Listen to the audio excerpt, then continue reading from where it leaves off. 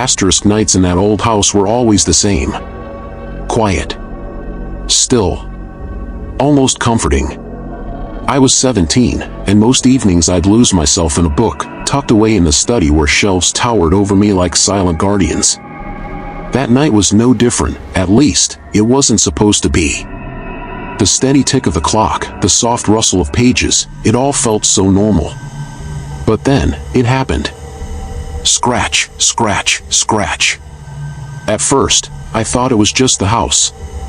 Old wood creaks, pipes groan, sometimes you hear things. But this was different. It was faint, almost hesitant. Like something testing if I could hear it. I froze, holding my breath. The sound stopped. The silence that followed was worse. My eyes darted to the corners of the room, to the window, to the floorboards. Nothing. I shook it off and tried to read again. 1 line. 2 lines. Then, scratch, scratch. Louder this time. Closer. The book slipped from my hand as my heart pounded. I followed the noise with my eyes, scanning the study until they landed on something I had never noticed before. A bookshelf. It looked normal enough, but the way it stood against the wall, it didn't sit right. It was too perfect. Too deliberate. Slowly, I walked over. The sound had stopped again, but my chest was tight, every step heavier than the last. I pressed my hand against the edge of the shelf, and to my shock, it moved. The heavy wood slid, scraping against the floor, revealing a narrow frame behind it. A door. Small. Crooked. Hidden. My throat went dry.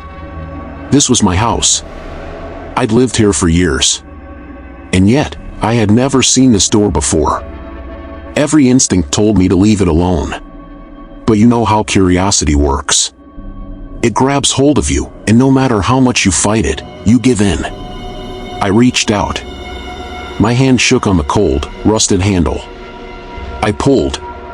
The hinges groaned, and a stale wave of air rushed out, stinging my skin with its coldness.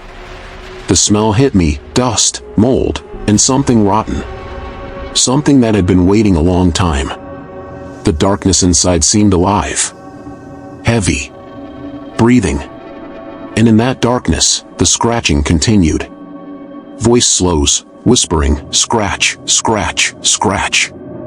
I know what you're probably thinking right now. You're sitting there wondering, would you open that door? If you were standing where I was, alone in that old house, would you step inside? Tell me in the comments, because I made the mistake of going further. I leaned forward, my foot brushing against the threshold. The wood beneath my shoe was damp, soft with rot. I hesitated, listening, my ears straining. The scratching wasn't random anymore, it had rhythm, almost like breathing. I whispered to myself, don't go in. Just close it.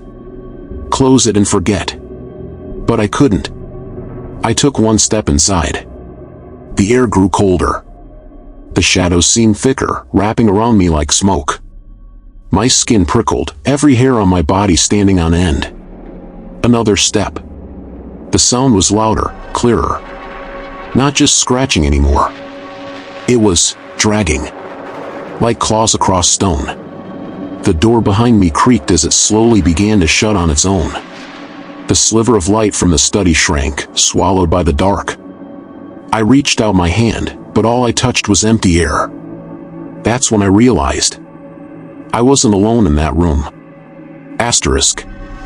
The door creaked shut behind me, sealing me into a place that felt wrong. The air was colder here, damp and heavy, filled with the stench of mold and something sickly sweet, like rotting flesh. My phone's flashlight cut a trembling path across the walls. Old tools, rusted and broken, hung like bones from nails. The floor was scattered with scraps of paper. I bent down, lifting one with shaking hands. It was a photograph. Faded. A family stood together, father, mother, child. None of them smiled. Their eyes looked empty. Hollow. I picked up another. Then another. All the same family. All with one thing in common, someone else in the background. A tall, shadowed figure. Always there. Always watching. The scratching sound grew louder, echoing from deeper within the hidden room. Not random anymore, deliberate. Waiting. I swallowed hard and stepped forward into the narrow hallway. The walls seemed to close in around me, pressing against my shoulders. My chest tightened, and then I heard it. A whisper. Low. Broken. Almost like it was right beside my ear. Leave. My body froze. My ears strained. The whisper came again, this time louder, clearer.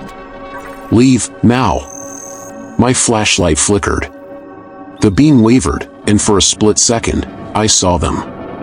Eyes. Pale, glowing eyes staring at me from the end of the corridor. When the light steadied, they were gone. But the whisper wasn't. It surrounded me now. Above me, below me, inside my head, dozens of voices, all chanting the same word, leave. I tried to back away, but my feet wouldn't move. That's when it happened. Scratch. Right behind me. I turned, slowly lifting the light toward the wall. And my heart nearly stopped. Words had been carved there, fresh, jagged scratches that dripped with splinters. You found me. The voices went silent. The scratching stopped. The air turned deadly still. And then, they appeared. Eyes. Not one. Not two. Dozens. Glowing in the dark. Watching me. Closing in. The sound that followed was worse than anything I could imagine. Nails, claws, dragging across the floor as something rushed toward me from the shadows. I screamed. And then, nothing. Just blackness.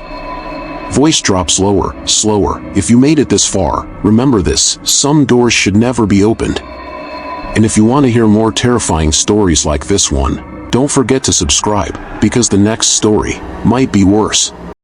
Asterisk.